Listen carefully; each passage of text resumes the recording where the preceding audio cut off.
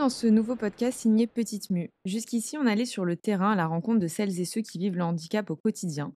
On a raconté leur parcours, leurs histoires de vie. Mais aujourd'hui, on ouvre une nouvelle page. Dans ce format, on prend du recul, on interroge les systèmes. On explore des sujets plus transversaux, le validisme, la santé mentale, la santé des femmes ou encore la représentation de la neurodiversité. Notre approche, elle se veut plus intersectionnelle, parce que ce sont souvent les mêmes mécanismes d'exclusion qui se répètent quel que soit le sujet. Et dans ce premier épisode, j'ai choisi d'inviter deux personnes exceptionnelles. Ce sont des voix, J'en compte 3, moi. ce sont des voix que je suis sur les réseaux, des personnes qui m'inspirent, qui m'aident à penser autrement, à militer. Elles parlent de santé, de handicap, de justice sociale, avec nuance et engagement.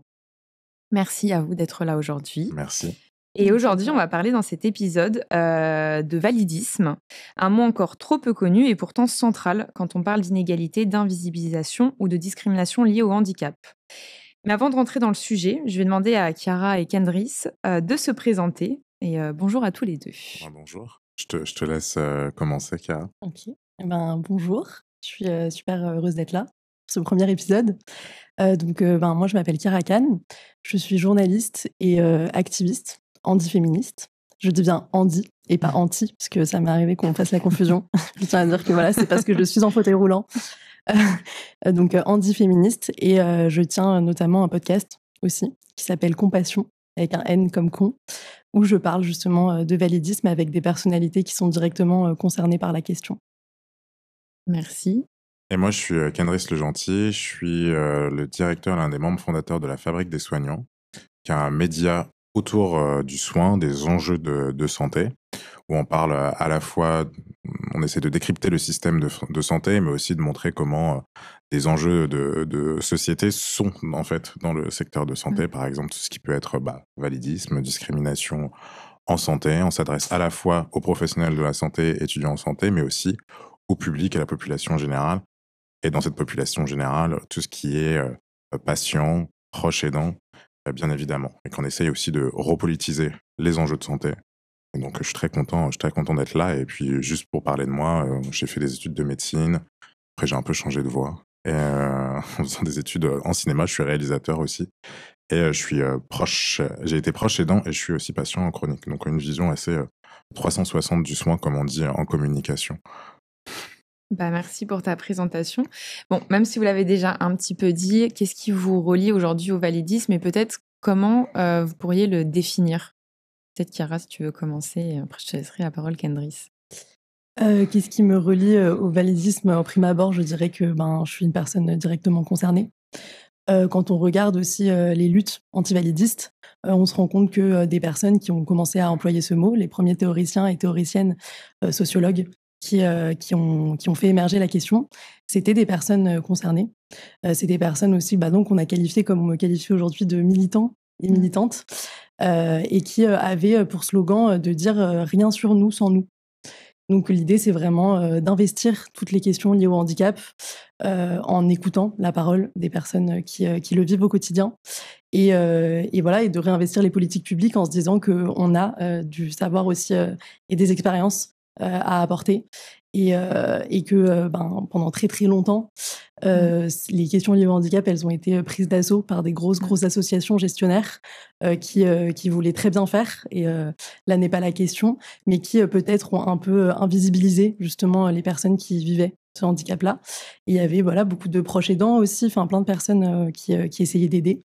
Mais le but en fait de parler de validisme, c'est de parler, je pense, des personnes qui sont directement touchées. Et c'est de dire que la société, elle est construite par des personnes valides, pour des personnes valides, comme ça a été même le cas de ces associations, justement, et d'inviter à se questionner sur les personnes qui sont mises à la marge par ce système, qui sont de fait stigmatisées, discriminées et exclues, et de s'interroger sur comment est-ce que justement on peut les inclure réellement. Ouais, je te rejoins là-dessus sur l'importance de donner la parole directement aux personnes concernées. D'ailleurs, mais tu pourras aussi le confirmer, Kendris, dans le domaine médical, on parle de plus en plus de patients experts parce qu'on a toujours eu l'avis des médecins, etc. Mais c'est pas eux qui le vivent au quotidien. Et d'avoir notre expertise grâce à notre vécu, je trouve ça bien que ça se développe là-dessus. Et toi, du coup, Kendris, quelle définition tu donnerais aujourd'hui du validisme? Bah, enfin, moi, j'ai un rapport à ce mot, je sais pas encore trop c'est quoi mon rapport à ce mot. Déjà, ça fait pas très longtemps qu'on en parle, hein, Mmh. du mot, validisme. Moi, déjà, à titre, personnel, la question du handicap par rapport aux maladies que je peux avoir, j'ai jamais été complètement, au clair, Mmh. vis-à-vis de ça. Donc je pense que ça crée aussi une certaine forme de distance par rapport au mot validisme, du moins dans mon expérience, vécue.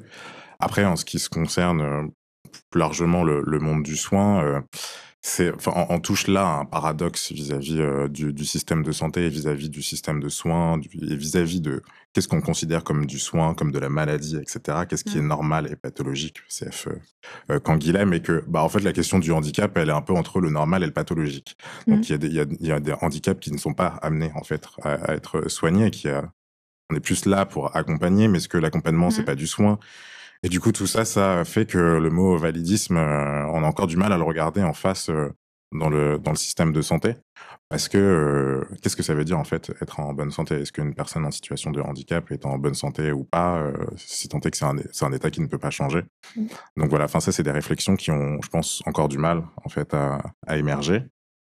Malheureusement, elles ont du mal aussi à émerger parce que, tu en parlais, la question de la parole aux concernés, ou du moins, la mise en avant de l'expérience vécue, en santé, heu, c'est compliqué. Il y a effectivement les patients, dits experts, ou en France, on a tendance à plus dire les patients partenaires, qui se développent de Mmh. plus en plus. Bon, c'est bien, hein, mais c'est pas ça qui va Mmh. apporter la révolution dans le système, Ouais. de santé. C'est plutôt, enfin, d'un point de vue populationnel et d'un point de vue de société, comment on a envie de regarder en face les questions de vulnérabilité. Et elle est là, du coup, la question du validisme, que c'est une norme, sociale, c'est un prisme de regard sur le monde. Mmh. C'est presque une considération philosophique de la vie, en se disant: «Ah, qu'est-ce qui est valide et qu'est-ce qui n'est pas valide?» Mmh. Moi, je sais pas trop ce qui est valide et qu'est-ce qui n'est pas valide. Je suis Qui d'accord le sait avec toi. finalement? C'est ça. Mais c'est super intéressant parce que tu vois, nous, on intervient pas mal aussi en entreprise, et cetera, pour sensibiliser. Et des fois, je dis toujours un handicap ou une maladie, et j'ai du mal des fois à mettre les deux ensemble, de dire, bah, il y a certaines maladies qui donnent pas forcément de handicap, d'autres oui. Et c'est surtout en fait que la notion de handicap, ça dépend aussi de notre environnement, Mmh. et de comment on est comment il est construit, Mmh, et, tout à fait. et adapter notre environnement. Et c'est déjà peut-être la Et définition du handicap, elle est pas évidente pour tout le monde aussi, là-dessus. mais c'est là où je trouve que, pour rebondir même sur ce que tu disais, il y a quelque chose de très intéressant en France aussi sur le modèle médical, Mmh. du handicap. Et c'est un peu, cette question de, qu'est-ce qui est de l'ordre d'une maladie qui nécessite vraiment, d'être soignée? Qu'est-ce qui est de l'ordre, bah, d'une pathologie avec laquelle on peut très bien vivre? Est-ce qu'être handicapé, ça peut forcément dire être en souffrance ou non? Et en tout cas, ce qu'on constate en sociologie aujourd'hui, c'est que, en France, la première approche des personnes handicapées ou malades, parce que beaucoup de personnes handicapées sont des personnes malades, ça c'est un fait, c'est d'avoir, ce réflexe et cet automatisme de les réparer pour les rapprocher au maximum d'une norme qui serait une norme de corps valide. Et ça, au-delà même de leurs besoins réels, sans Mmh. prendre en considération, vraiment ce qu'elles vivent. Il me semble que l'approche, du patient expert, c'est quelque chose de phénoménologique où on se demande, Mmh. voilà, le ressenti, Mmh. comment est-ce qu'on pourrait construire ensemble le parcours du soin. Et là, il y a vraiment une question même de: est-ce qu'il est nécessaire d'avoir un parcours de soins? Ou est-ce qu'on parle pas de Mmh. d'habilitation, de réhabilitation Mmh. si c'est un handicap qui arrive au cours de la vie? Heu et par rapport à cette question aussi de l'environnement, c'est de dire qu'on est des corps qui évoluent dans un environnement situé, dans cette société justement qui n'est pas, forcément adaptée à tous les Mmh. types de corps. Et comment est-ce que, à cet endroit-là, le handicap, il est créé? Comment Mmh. ça se passerait, en fait, si à la base, on avait accepté le fait que, il me semble que 15 j'ai peur de dire un mauvais chiffre, mais je l'ai lu ce matin en plus, mais qu'une gr bref. En tout cas, une Mmh. partie importante des personnes handicapées sont des personnes qui naissent avec un handicap Mmh. et Mmh. qui font partie de la diversité Mmh. humaine, pardon, innée, et puis même développer une maladie, enfin, à quel moment on peut considérer que c'est acquis ou inné? C'est aussi des questions qui se Mmh. posent.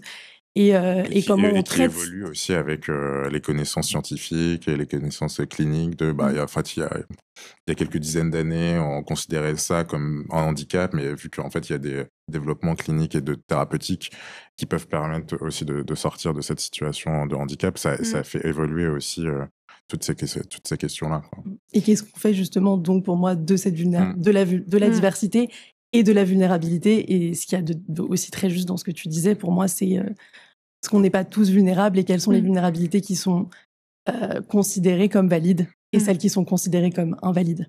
Et ça me fait penser, même quand on parle de neuroatypie, c'est juste que du coup, on parle de neuroatypie dans une norme qu'on a toujours instaurée et on explique que c'est les autres qui sont en situation de handicap, alors que pour des personnes qui ont une neuroatypie, c'est pas du tout le cas. Et donc, c'est hyper intéressant enfin, tout ce que vous dites de toute façon. Qu'est-ce qui vous a poussé à politiser aussi vos combats, enfin, si vous l'avez fait du moins, aujourd'hui sur ce sujet? Tu veux commencer? Comme ça, on change. On change. Alors, bonne question. C'est toujours difficile de savoir qu'est-ce qui nous a amené là dans le combat, parce que ça oblige à une forme d'introspection personnelle qui peut parfois être un peu perturbante. Mais je vais essayer de me plier à l'exercice, Elsie. C'est pas obligatoire. Je sais pas. Je pense que c'est un peu le désarroi déjà. Moi, j'étais en médecine, et en parallèle de ça, j'avais mon père qui était malade, qui commençait à être malade, qui avait la maladie Charcot, donc ça m'a aussi amené à me poser plein de questions sur qu'est-ce que c'est la validité, parce que c'est une maladie assez terrible, hein. Pour ceux qui savent pas, du coup, c'est une maladie qui joue en fait sur les neurones musculaires, donc c'est une maladie neurodégénérative qui fait qu'il y a une perte de la motricité, une perte de plein de choses. C'est un peu comme une espèce de momification à pleine conscience et progressive du corps. Ça invite à se poser plein de questions sur c'est quoi le corps, c'est quoi la conscience, c'est quoi la validité. Donc j'avais ça, je commençais médecine, puis en parallèle, moi je commençais aussi à avoir mes propres problèmes de santé, à la fois douleurs chroniques et dépression chronique, qui sont des maladies invisibles. Donc je me disais, oula, ce que je suis en train d'apprendre dans mes cours, c'est pas tout à fait ce que je suis en train de vivre au sein de mon espace social le plus proche, donc au sein de mon espace familial et aussi au sein de mon corps. Donc ça m'a amené à me poser des questions, et c'est là où je pense que la maladie est parfois joyeuse et terrible, c'est qu'elle fait irruption dans ton scénario de vie, et c'est un élément vachement perturbateur, elle t'amène à te poser des questions. Donc voilà, je pense que mon parcours, il essaye un peu de répondre à ces questions que la maladie m'a amené à me poser, que la maladie m'a amené à me poser dans ce contexte très spécifique qui était médecine, où je voyais, en fait, je suis amené à faire partie d'une certaine élite de la société, à pouvoir avoir du pouvoir, en fait, sur des corps et du coup sur des vies, sans qu'on m'ait véritablement posé la question et qu'on m'ait confronté à qu'est-ce que ça veut dire être vulnérable. Et ça, quand du coup j'ai compris ce que c'était d'être vulnérable dans ma propre chair, je me suis dit, je pense qu'il y a beaucoup, beaucoup, beaucoup de choses à revoir, parce que, aïe, aïe, aïe, ce qu'on nous apprend et la culture tout autour est vraiment désastreuse, quoi. Et donc c'est un peu ça qui m'a amené à repolitiser ces gens, ou du moins à politiser tout court ces enjeux-là, parce que c'est aussi une question de comment on a envie de faire société et comment on a envie d'être entre les humains. Donc c'est à la fois une question politique, c'est à la fois une question philosophique. Et voilà. Wow. J'ai tellement de choses que j'ai envie de dire quand je t'écoute. et je suis d'accord sur le fait que c'est très intime et personnel au final, je pense, de répondre à cette question-là. Et en plus, on me l'a souvent posée.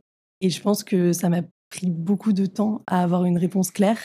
Et je vais être très honnête avec le fait que j'ai été une personne très, très en colère pendant très, très longtemps. Et il faut le dire, en fait. Enfin, ça part d'une émotion. Et il y a différentes manières de se politiser. Je pense qu'on peut aussi apprendre des théories, des idées, s'intéresser à des sujets, et c'est tout aussi viable. Et je pense qu'il y a aussi une manière très organique de se politiser, qui a été la mienne, qui est c'est ça ou rien, en fait. C'est ça ou je vais pas m'en sortir. Un besoin viscéral, en fait, de trouver des réponses. Et en allant les chercher, de découvrir plein d'autres questions. Oui. Et quand on commence à poser une question, et il y en a plein qui viennent, quoi. C'est ça. Et en même temps, c'est essentiel, je pense, à un moment dans sa vie, d'en arriver là. Surtout, comment dire? Enfin, je veux dire, moi, je viens d'un milieu qui est extrêmement favorisé. J'ai grandi jusqu'à l'âge de 10 ans en étant une personne valide, blanche, qui était d'un milieu bourgeois. Et je pense que j'avais beaucoup, beaucoup de privilèges. Et du jour au lendemain, j'ai dégringolé totalement. J'ai eu un accident de la route. Je me suis retrouvée dans un fauteuil roulant. j'ai continué à évoluer quand même dans cette sphère sociale-là. C'est là que ma colère, je pense, a commencé à monter de jour en jour un peu plus, jusqu'à une explosion totale à mes 18 ans, presque incompréhensible, où voilà, j'ai fini à l'hôpital. Pour des raisons psychiques et physiques, puisque ça avait eu tellement d'impact sur moi, ce déni, que je n'étais plus capable de vivre. Et en fait, à partir de là, je pense que j'ai tout recommencé. Et je me suis demandé comment j'en étais arrivée là sans même m'en rendre compte. Et j'ai pas un parcours de médecin, moi j'ai fait Sciences Po, mais en tout cas, j'avais besoin en fait de politiser aussi le sujet, j'avais besoin de me questionner sur la chose sociale, de m'intéresser aux personnes aussi les plus précaires, les personnes qu'on voyait pas, parce que quand j'ai commencé à lire, je me suis rendu compte que j'étais pas du tout toute seule et que oui, bon, il y a la population des personnes handicapées, mais on pourrait citer tellement d'autres types de populations, et c'est ce que tu disais en introduction, c'est toujours les mêmes dynamiques. Et pour resituer un petit peu, en tout cas, en 2020, il y a eu de plus en plus de théoriciennes qui ont commencé à parler de validisme en France.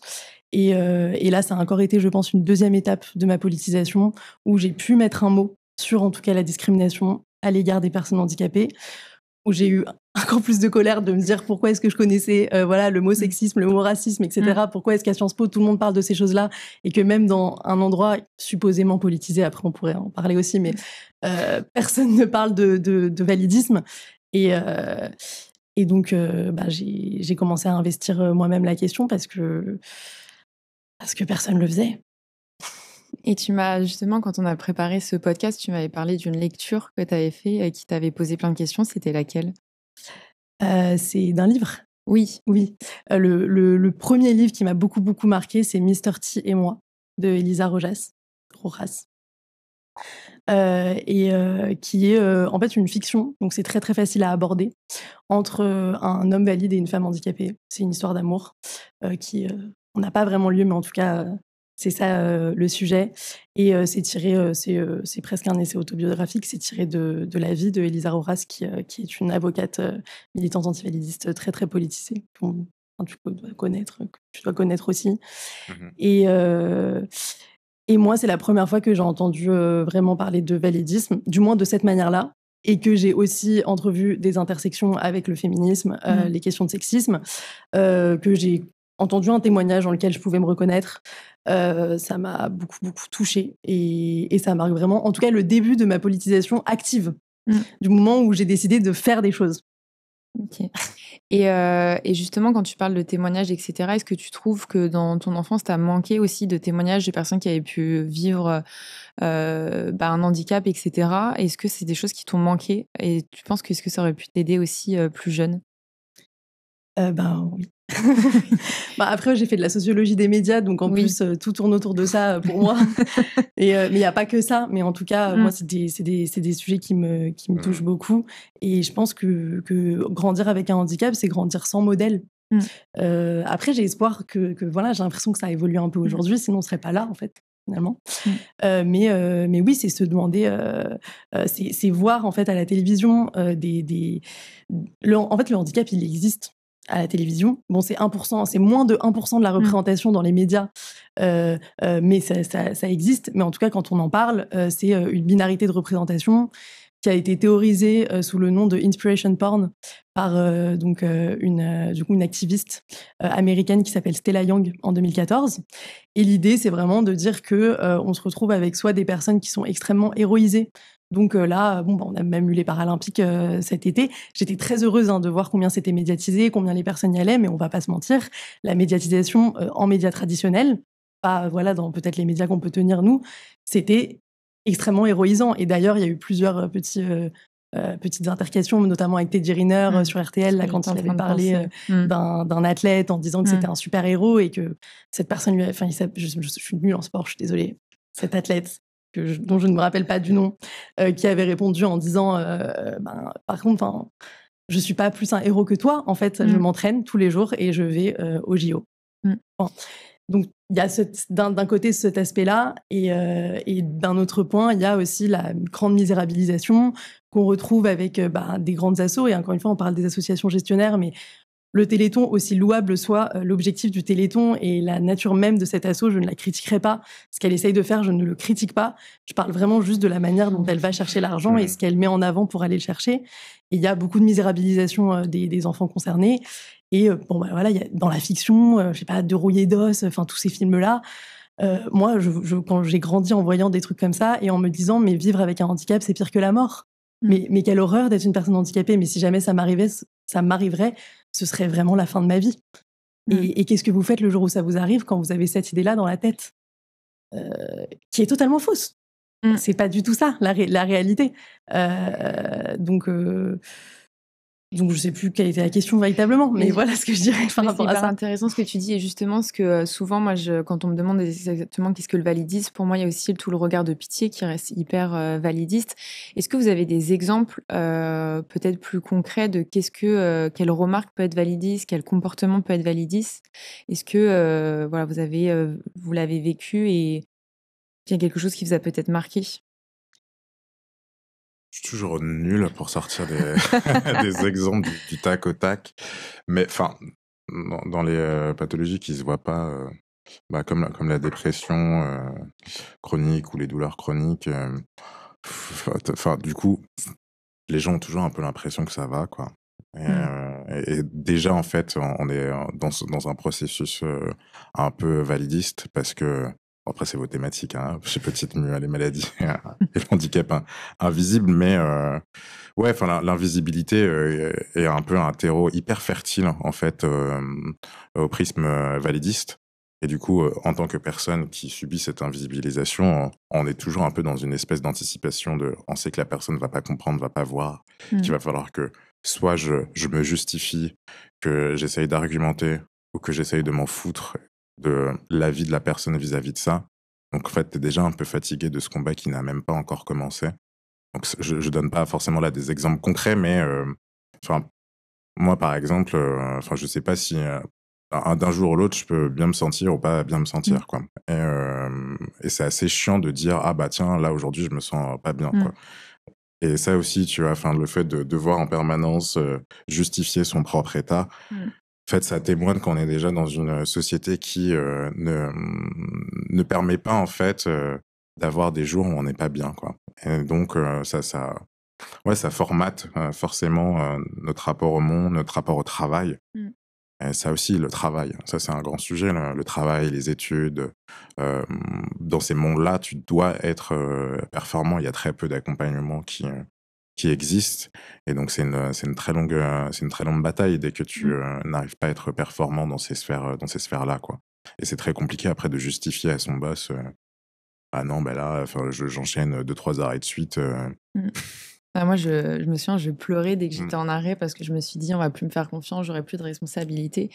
Et je trouve que c'est hyper intéressant ce que tu dis parce que même la notion de nous-mêmes, dès qu'on va pas bien, enfin, en tout cas pour moi, c'est personnellement, je me culpabilise tout le temps.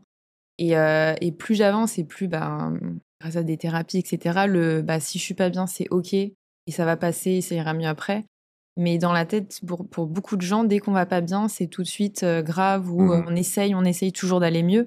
Et que des fois, c'est juste, il y a des jours où ça va, des jours où ça va moins bien. Et du coup, je vais enchaîner aussi sur mon autre question.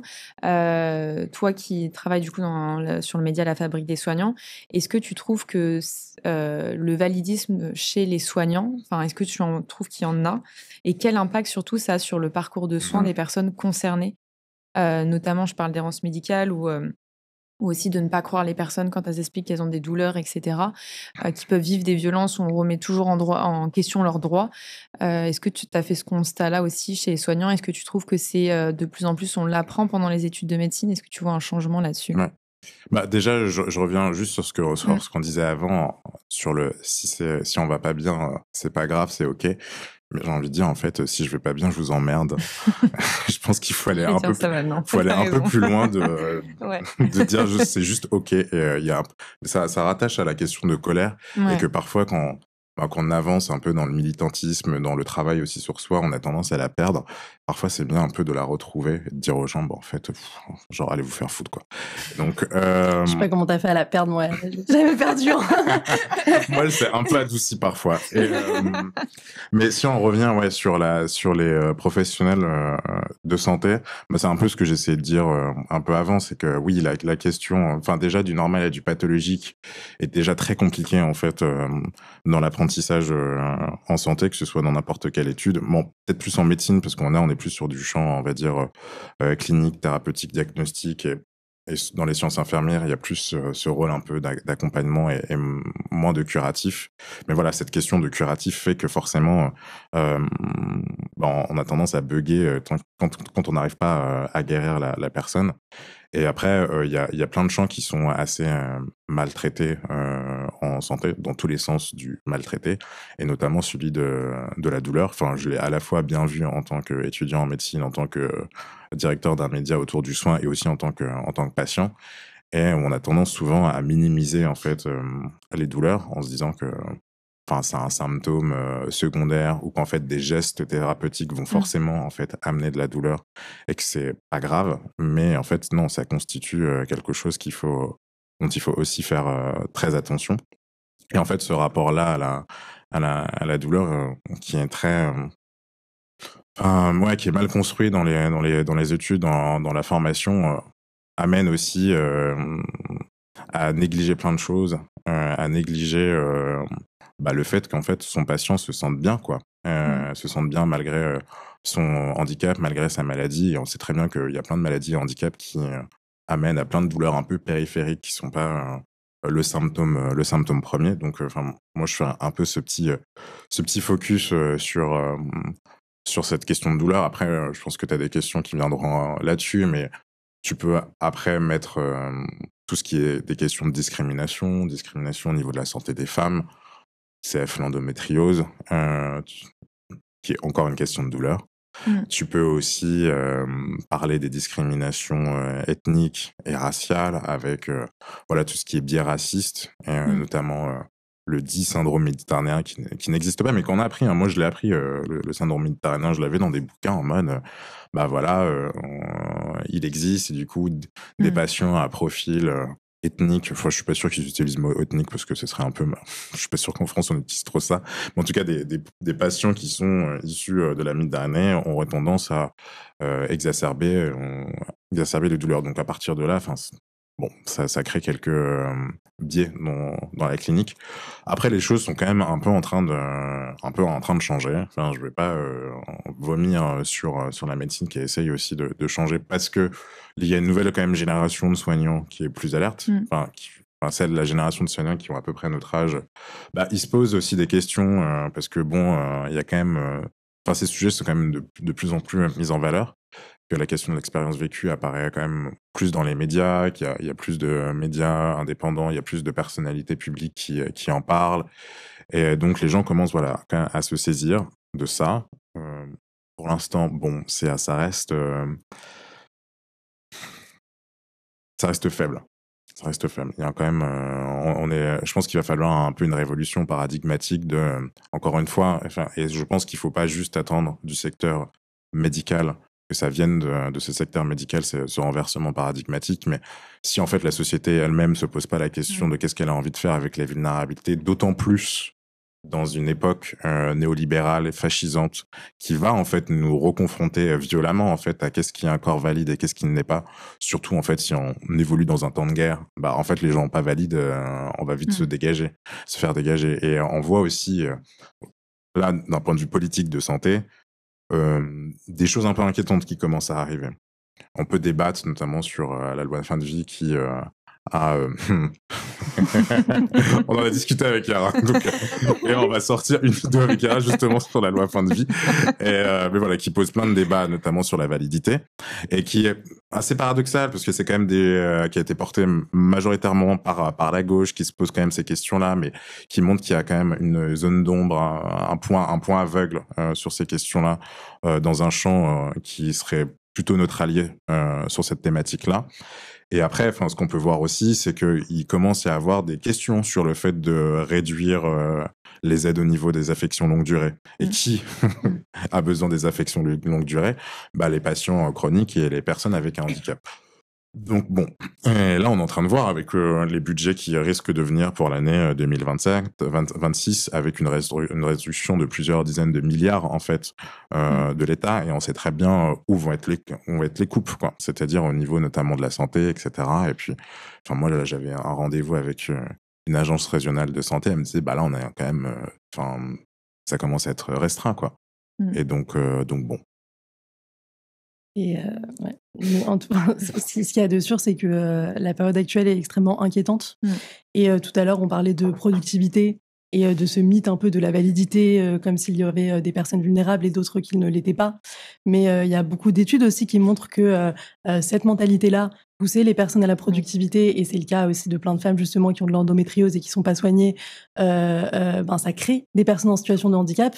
On est une population aussi qui est vieillissante. Donc en fait, le nombre de personnes qui va avoir des maladies et le nombre de personnes qui vont être en situation de handicap, il ne va faire qu'augmenter.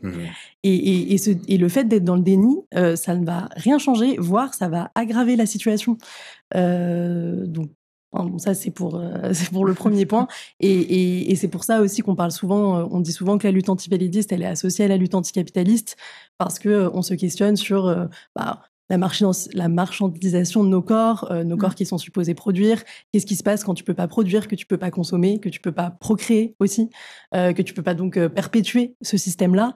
Qu'est-ce qu'on fait de ces corps-là qui sont en train d'augmenter en nombre et qui existent et qui sont des corps humains, en fait, et qui méritent d'être considérés comme des corps humains?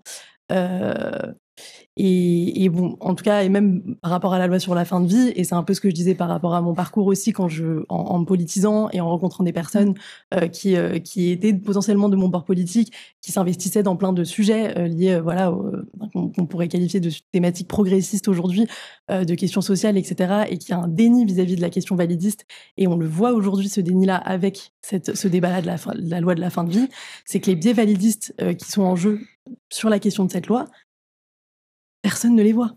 Et c'est très inquiétant parce qu'en fait, on est, encore une fois, tous concernés, parce que la question, c'est le mot vulnérabilité, c'est le mot. C'est la question de la vulnérabilité. Et on l'est tous. Effectivement, et en plus avec la baisse des budgets, etc., dans les hôpitaux, etc., ça va pas forcément, ça va encore moins aider les personnes. Et on en parlait juste parce que si je reviens sur la loi de la fin de vie, une semaine après, il y a eu cette fin pour certaines ALD, fin de ce budget, etc. Donc on voit qu'effectivement, il y a vous avez tellement bien résumé la chose que au final, j'ai pas grand-chose à rajouter. Le débat est long, Ouais. mais il y a plein de ressources qu'il faut aller chercher parce qu'on va pas tout réexpliquer, mais il faut se renseigner sur les biais validistes de cette loi, quoi. C'est tout ce qu'il faut dire. Et Mais Chiara, quand même pour rebondir, je me pose encore la question, pourquoi en fait il y a quand même eu ces biais validistes, et qu'est-ce qu'il faut, quel est le chemin à remonter pour comprendre que cette loi passe comme ça? Qu'est-ce que ça dit des choses qui sont mal faites, des sujets qui n'arrivent pas à être mis en avant, alors qu'en fait, c'est des gens qui sont quand même suffisamment critiques vis-à-vis du capitalisme, du néolibéralisme, etc. Moi, ça me fait vraiment poser la question de qu'est-ce qui...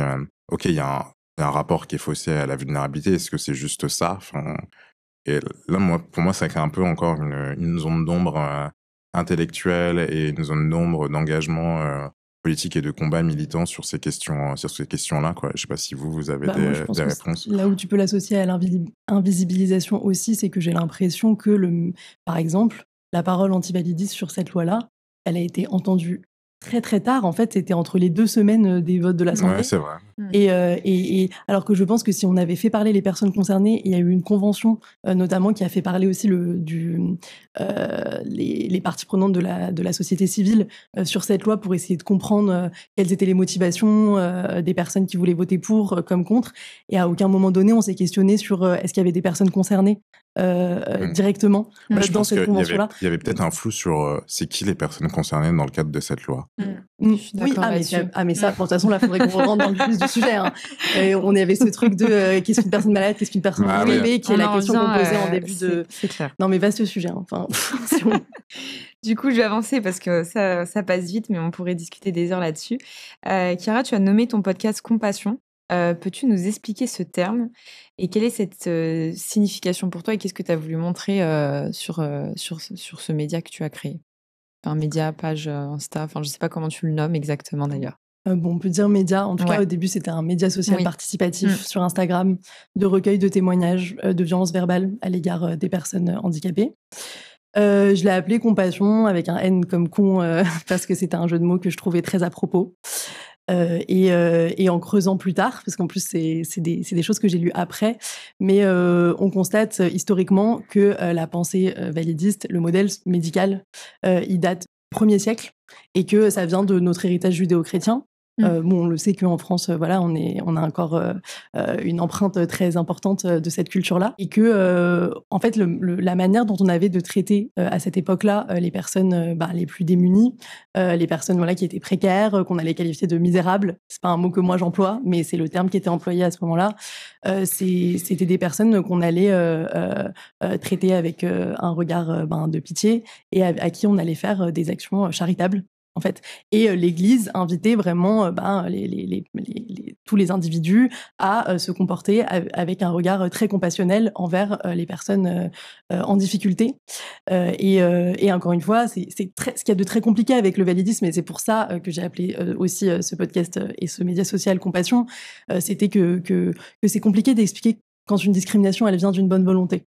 Et c'est pour ça, d'ailleurs, je trouve que cette discrimination-là, elle est difficile à faire connaître. C'est difficile de dire, en fait, à ce moment-là, mais oui, évidemment que ça venait d'une bonne volonté. Sauf que être sans cesse regardé par pitié, ça empêche d'être aimé de manière effective. Ça empêche d'être considéré à niveau égal de la personne qu'on a en face, et ça empêche de créer des interactions qui vont dans les deux niveaux. C'est ce qu'on appelle un rapport de domination, de toute façon.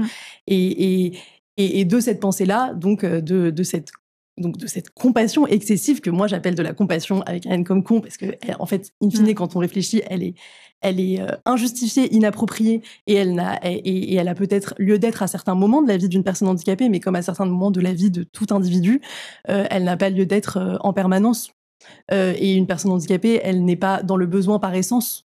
Elle n'est pas en souffrance par essence non plus.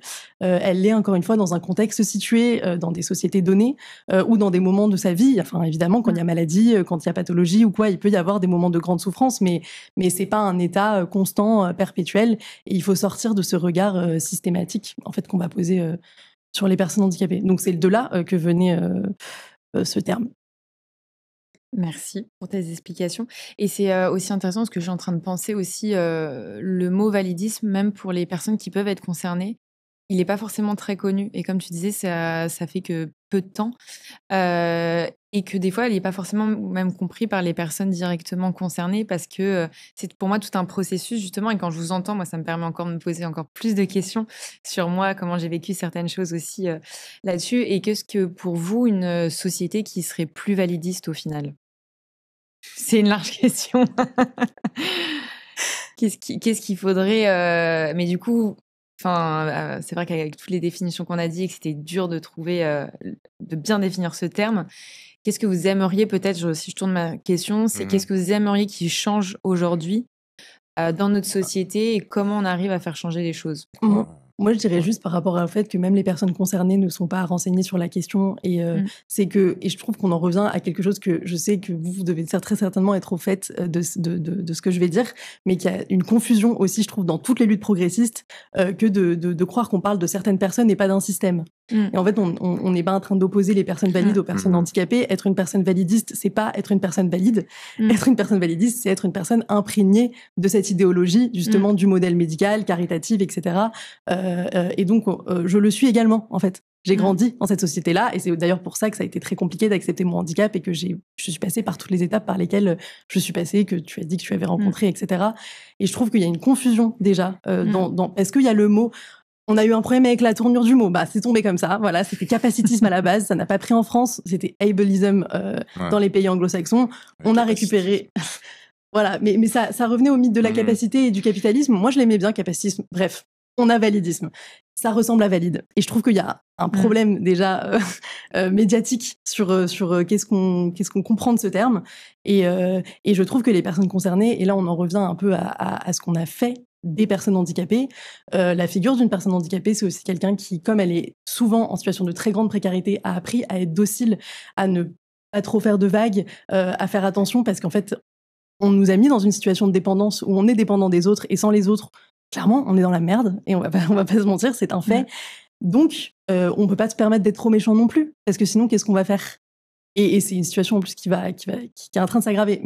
Et donc, il y a un peu ce côté aussi de, en tant que personne concernée, s'approprier ce mot, rentrer dans une logique militante, revendiquer des discriminations et arrêter de parler d'inclusion et de tout sourire et de s'il vous plaît, venez, on fait des duo-days, on s'inclut 2 jours en entreprise et au final, tout le monde s'en fiche et on en parle une fois dans l'année. Désolée, vous voyez, la colère, elle est là et elle est légitime. Donc moi, je l'accepte aussi.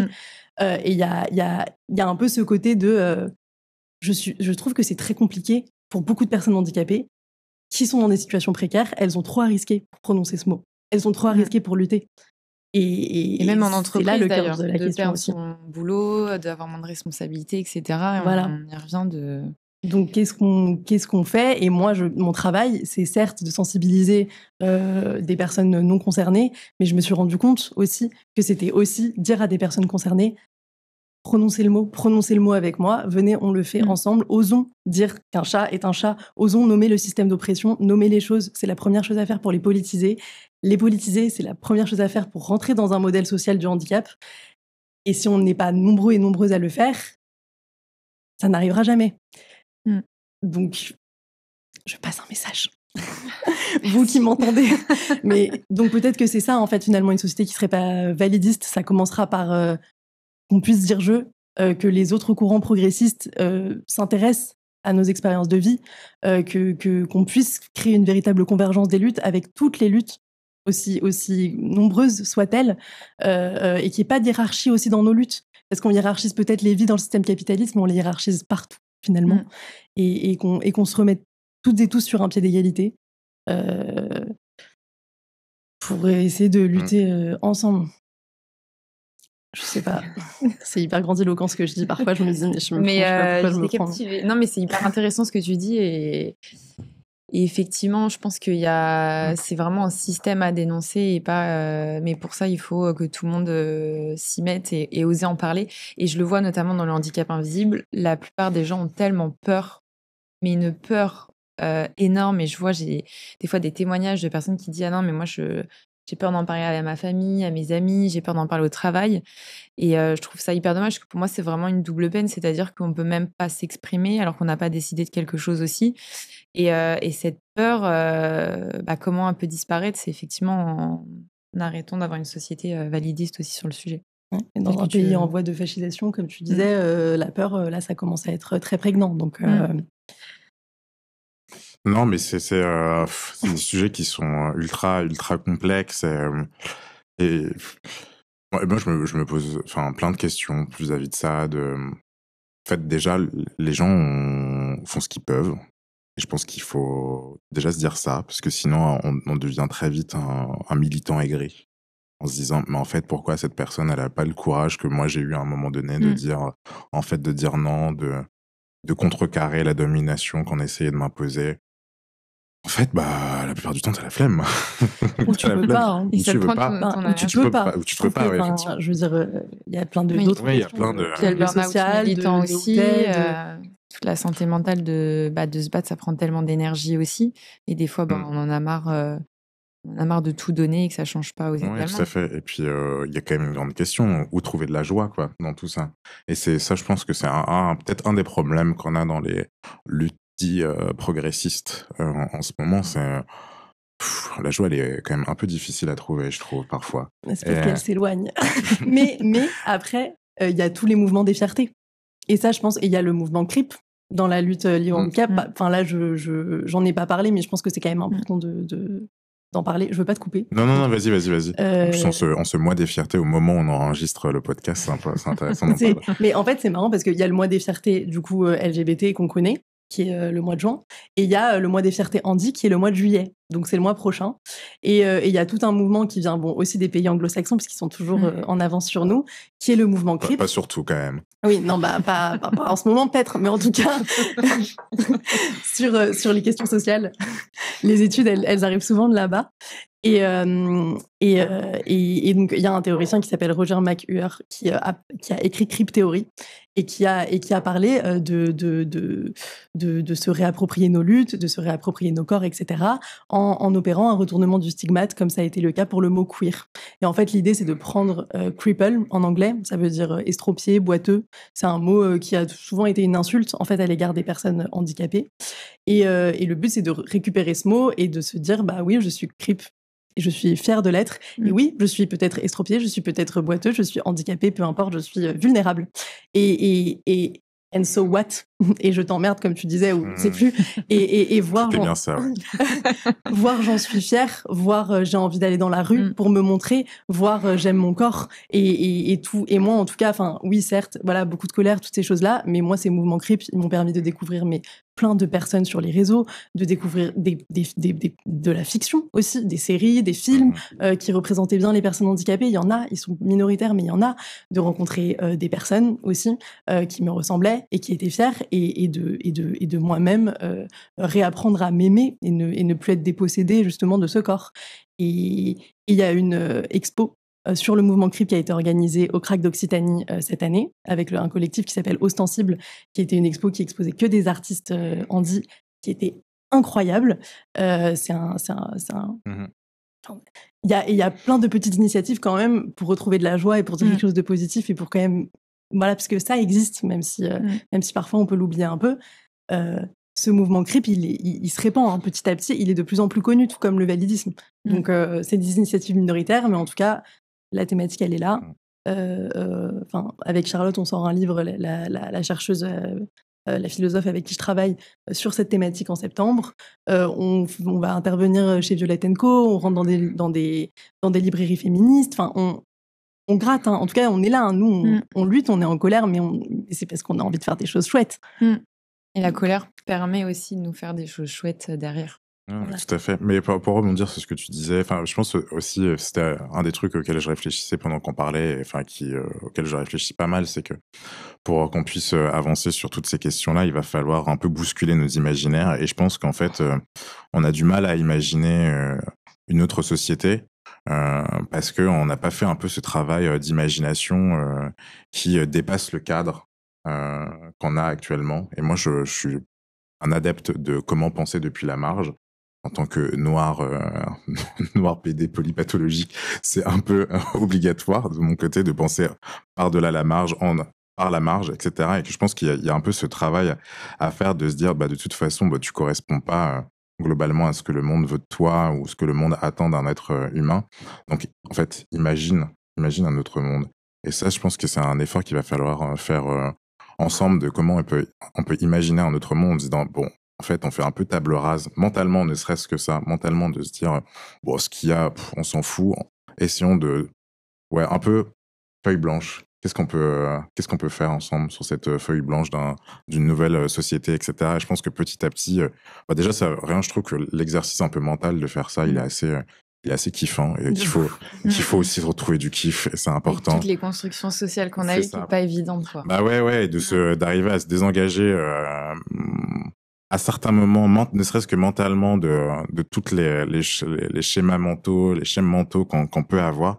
Ça, je pense que c'est un peu une voie d'issue. Et ça, je pense que c'est aussi parce que j'écris à côté, que je réalise que j'ai cette affinité vis-à-vis de l'art. Mais après, bien évidemment, il y a déjà la lutte politique, sociale, qu'il va falloir mener et qu'il va pas falloir lâcher parce que les temps à venir vont être difficiles, mais que pour arriver à tenir bon, je pense qu'il va falloir trouver un peu de rêverie, un peu de naïveté. Et c'est ça aussi qui me fait toujours un peu peur dans l'engagement politique, c'est que parfois on perd un peu de la naïveté parce qu'on lit plein de trucs, on essaye d'être à jour sur tout, d'avoir des réflexions hyper méta, hyper profondes, c'est trop cool. Mais parfois, en fait, on n'a pas ce regard d'enfant qui regarde le monde et qui se dit « Ah non, je veux pas de ça, je vais gribouiller un autre monde ».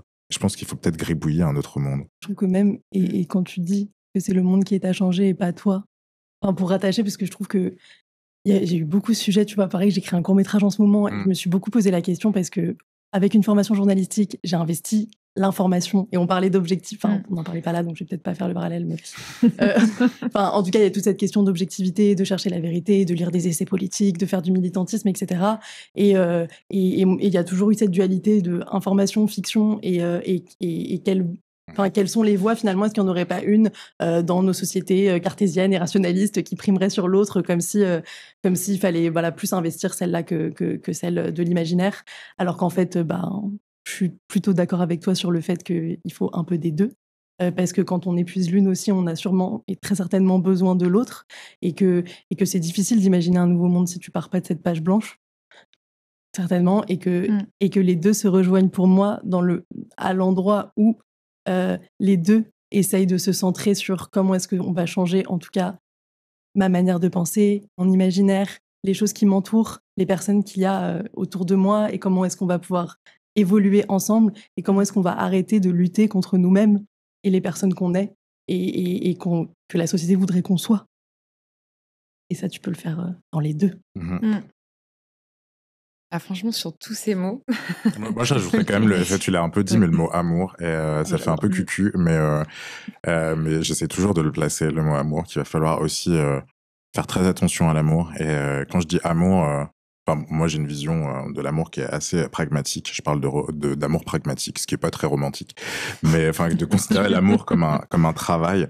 Et quand on essaye de considérer l'amour comme un travail, comme une prise d'attention à l'autre, comme une prise de conscience aussi des enjeux de pouvoir qu'il peut y avoir dans une relation, quand on essaye de faire ce travail-là au niveau relationnel, d'individu à individu, et si en fait on met ce rapport-là à une échelle beaucoup plus grande que celle juste d'un individu à un individu, il y a peut-être, je pense sincèrement, et c'est un peu la foi que j'ai aussi, une clé de rupture vis-à-vis du rapport que les êtres humains ont entre eux en ce moment, qui a été hyper contaminé par le capitalisme, et là par une version très virulente du capitalisme, et d'arriver à faire ce travail à la fois dans l'échelle individuelle, au travers de nos potes, de se remettre aussi sur des questions d'amitié, de revoir un peu tout ce que c'est la conjugalité, etc. Ça, c'est aussi des questions qui sont pour moi assez importantes, et qu'il faut aussi partir de ces réseaux intimes pour reconstruire toute une société.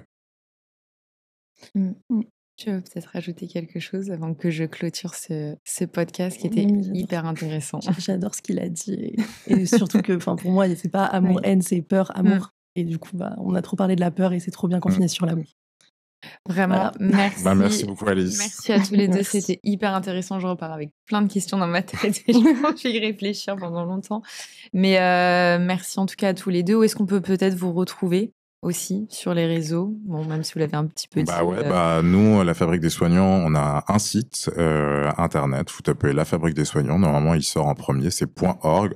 On est présent sur tous les réseaux sociaux, en particulier Instagram et aussi LinkedIn. C'est pas le plus joyeux, mais vu qu'on parle aux professionnels de santé, on est aussi présent sur LinkedIn, et ça nous arrive assez régulièrement de faire des événements. Surtout à Paris, mais on peut se déplacer aussi, et donc n'hésitez pas. Et puis on a un espace témoignage aussi sur le site. Si cet épisode de podcast vous a donné envie de partager vos histoires autour de la question du validisme, n'hésitez pas, on serait heureux d'accueillir vos histoires. Et donc j'ai un média social à la base qui s'appelle donc Compassion, comme je l'ai dit, et un podcast qui lui est rattaché, où je donne la parole à des personnes directement concernées, et où on fait un peu ce qu'on a fait là, finalement. Après, c'est un peu plus incarné, c'est plus des récits de vie. On monte toujours un peu en politisation. J'essaye vraiment de ne pas rentrer dans de la médiatisation de type inspiration porn et de poser des questions quand même avec mon prisme à moi, mes connaissances, etc. Et voilà, donc je pense que ça donne des résultats chouettes et des choses qu'on n'entend pas dans les autres médias. Et enfin, donc, j'ai mon bouquin qui va sortir en septembre, qui s'appellera Plutôt Vivre, et que j'ai coécrit avec Charlotte Puiseux, à découvrir aussi, cette philosophe. Donc, je pense que c'est et ce podcast sortira au même moment, je pense. Donc, alors, il sera déjà sorti. Ah, c'est vrai. Bon, allez acheter mon livre alors. J'aurais aimé qu'il soit gratuit, parce que voilà, anti-capitalisme, mais malheureusement, faut c'est manger. compliqué. Voilà.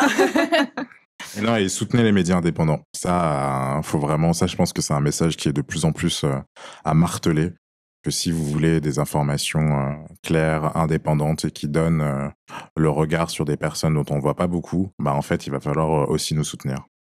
Merci. Et j'en profite aussi pour parler de Petite Nuit, parce que c'est vrai que je ne l'ai pas encore dit, pour les personnes qui arrivent sur YouTube. Donc nous, on est un média qui sensibilise au handicap invisible et l'objectif, bah, c'est de donner la parole directement aux personnes concernées, aux proches aidants et aussi aux professionnels de santé. Et pour nous, ce podcast-là est hyper important parce que je trouve que on a une vue, enfin, on prend un peu du recul sur les témoignages individuels des personnes et se poser ces questions-là.